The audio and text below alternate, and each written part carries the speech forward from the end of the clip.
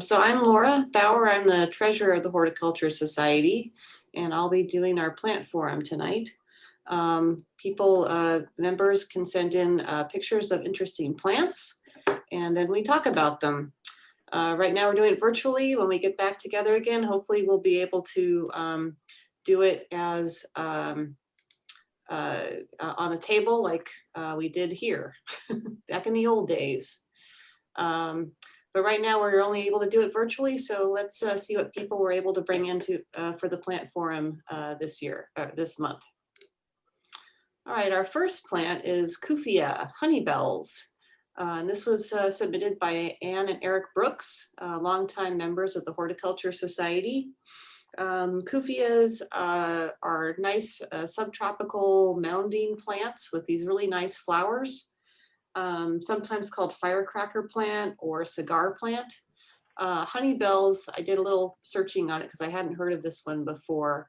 Looks like it's got kind of a weeping habit, and the flowers look a little bit pink compared to the usual cigar plant, which is really kind of a bright orangey red with a yellow tip. So this must be some sort of a Koofia ignea hybrid. These are very heat tolerant, but, and they always say drought tolerant on the tags, but I don't know. To my mind, they're maybe a little bit thirsty, maybe until they get established. Sun to part shade, average water is what Anne and Eric are saying, and that sounds about right. They're very heat tolerant. That doesn't necessarily mean that they are sun tolerant. Great for hummingbirds. They're growing it in Baldwin Hills, a good container or hanging basket plant. And they got it at Armstrong Garden Center. So this must be a new, one of the new plants this year. So definitely would like to see how that works out. Eric and Ann Brooks also sent in this picture of a bouquet of Grevillea Moonlight. Grevilleas are shrubs from Eastern Australia. This is a big one.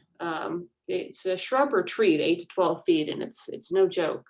There's a couple that are up the street from my house, and they're just spectacular. They bloom almost year round. Moonlight has these very pale flowers. It's hard to see what they really look like. They're almost really more of a pale white and yellow than kind of a pinky orange. There is another one that has more of a pinkish orange flower that's also similar, called Peaches and Cream. But Moonlight's a really wonderful plant. Yeah, flowers year round for sure. Full sun to partial shade. Frost tolerant, and it says growing profusely in the Baldwin Hills. Most Grevilleas and a lot of Australians need really well-drained soil.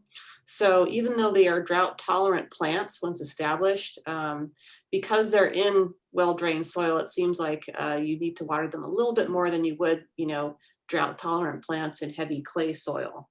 That's my experience. You can't see the foliage in this picture, but it's very fine textured, very waxy and pointy. It's a little bit too pointy, actually. It's a little bit stickery. These are great for hummingbirds and bees. And she says it's available at Australian Native Plants, which is a really nice, really neat little Australian native plant nursery up here in Ventura, where I live. So thanks to Eric and Ann Brooks, and shout out to Australian Native Plants. Our next slide is a Bulbanella, Latifolia subspecies Latifolia. It's hard to tell from this picture, but you're actually looking down over the tops of these flower spikes. This is sent in by Joan Citron, who's also a member of the Horticulture Society for many years. Yeah, so you're looking kind of down at the tops of these blooms, and they're on really tall stalks. It says 2 to 3 feet tall. It sort of looks like an agave spike almost, but really this cluster of bright yellow flowers, and it will bloom every year. It is a bulb, so the foliage is kind of down near the bottom, and she says it dies back every year. full sun or partial shade with minimum water. Joan's, I don't know if you've ever had a chance to see Joan's garden. Sometimes she's able to give us tours when we're able to get together, but it's kind of a survival of the fittest garden. So when she says minimum water, she's saying minimum water for sure.